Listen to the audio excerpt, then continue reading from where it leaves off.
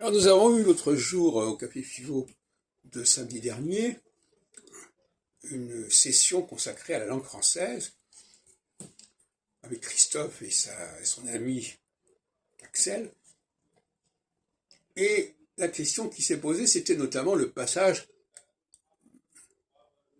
du masculin au féminin.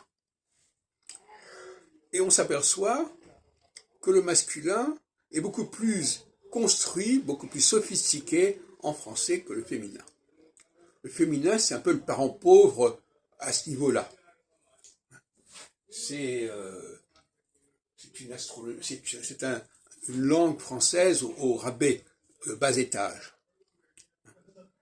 On avait vu l'exemple, par exemple, que humain, par exemple, qui produit le son un, ça devient simplement un humaine au féminin, où il y a plus ce un qui est si caractéristique du français, comme le on, etc.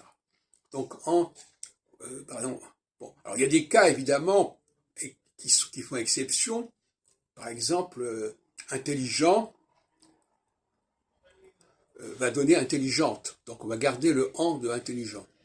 Grand va donner grande, mais dans bien des cas, ça ne sera pas ainsi. Par exemple, un va donner une. Dans une, il n'y a plus le un. Bon. Voilà, donc c'est tout un travail de décortiquer tout cela. Voilà. Et donc, on est dans le domaine de la phonologie, c'est-à-dire comment une langue s'organise au niveau sonore. Quelles sont les nuances importantes?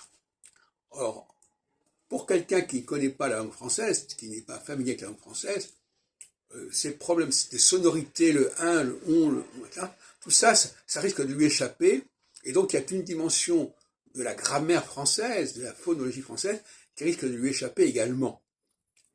Soit au niveau de la compréhension, mais aussi au niveau de l'émission. Oui.